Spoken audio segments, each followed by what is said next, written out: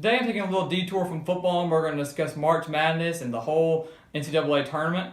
2 weeks ago, the selection committee released their field of 68. They released all the seeds, the number one seeds, and for the most part, I agreed with their decisions, but there were actually a lot that I disagreed with. I'm going to read off a few things for you, and I'm going to see what you guys think about this and my reasoning behind it, because I don't think they did a very good job this year, to be honest with you.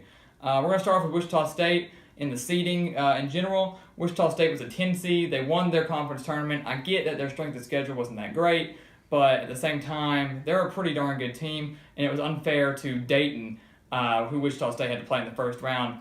Dayton was a 7 seed, Wichita State was a 10. Doesn't make much sense to me. And you know what my reasoning behind this is? I think the selection committee put Wichita State there as a 10 so they could have a rematch against Kentucky. If you recall, about 3 years ago, Wichita State and Kentucky had a great showdown when Wichita State was a 1 seed and Kentucky was an 8 seed. And I think they stuck Wichita State as a 10 seed because they knew they would beat Dayton, and therefore they'd have a rematch with Kentucky 2 versus 10.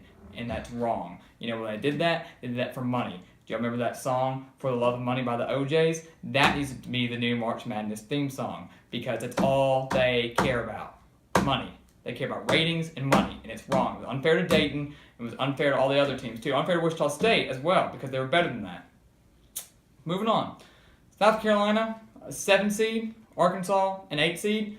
South Carolina lost 6 of their last 9. Arkansas won 8 of their last 10. South Carolina lost first round of the SEC tournament. Arkansas made it to the championship of the SEC tournament. Arkansas finished with a better record than South Carolina. Arkansas beat South Carolina in Columbia, South Carolina. And therefore they got a lower seed because that makes sense. And we're going to move on. And Mark Hollis is the Michigan State athletic director, who I despise. Michigan State athletic director. Michigan State finished 19-14 this year. 19-14. They won one game in their conference tournament over Penn State. Go look up Penn State's record and you tell me what kind of a team they are. Penn State, they lost 3 of their last 4. 19-14, and made it as a 9 seed in the NCAA tournament. Yes, they beat Miami in the first round. And yes, their strength of schedule was extremely tough. And probably about 4 or 5 of those losses were early in the season against good teams like Baylor, Duke, those kind of guys. Still, I guess that's what you get for having your athletic director as head of the selection committee. You get put in no matter what. 0-30, let's put Michigan State in there. That makes sense. SMU, 30-4, conference champions of the American Athletic. They got put in as a 6 seed. Marquette, sure they beat Villanova and Creighton. 2 good wins. They didn't have a very good record, and yet they still made it as a 10 seed, and it showed because they got their butts whooped against South Carolina. South Carolina still, in my opinion, is not that good of a team, even though they beat Marquette and Duke.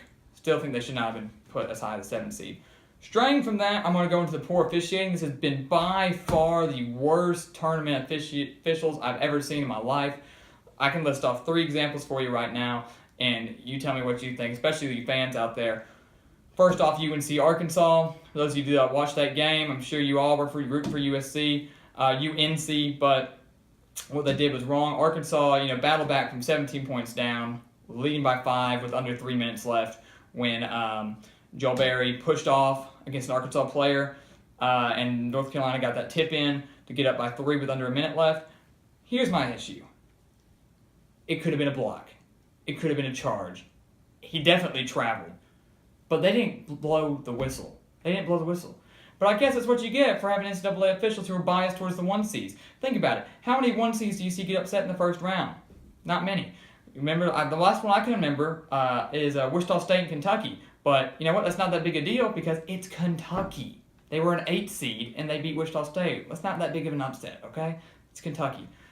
But they were biased towards the 1 seed. They couldn't afford because, once again, for the love of money, they wanted that North Carolina win because who would have loved to have seen Arkansas and Butler playing the Sweet 16? Oh, nobody. But if UNC wins, ratings, way up, which means money, way up. Just saying. Way to go, NCAA. Then we can move on to Northwestern. Northwestern at this point was down 5. Gonzaga, who they were playing, Northwestern, their first ever tournament appearance. Gonzaga clearly goaltends by going through the basket and slapping the ball out. No goaltending. Down 5. Northwestern was down 5. I'm not saying that could have changed the outcome of the game, but there's this little thing called momentum, and I think Northwestern could have gained some momentum Had they gotten that bucket or gotten the call, and they didn't call it. Once again, 8 versus 1, what happens? Bias towards the 1, even though it is Gonzaga. And then same thing down here. St. Mary's was down 5 against Arizona. That was a 2 versus 7 seed. And this Arizona guy came and pushed the St. Mary's player. That is a foul from the back.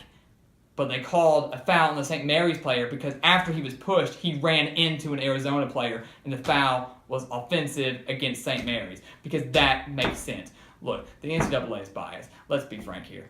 I get refs make bad calls all the time. It happens. It's part of the game. But they're biased. They're biased towards the high seeds because it boosts ratings and it gives them money.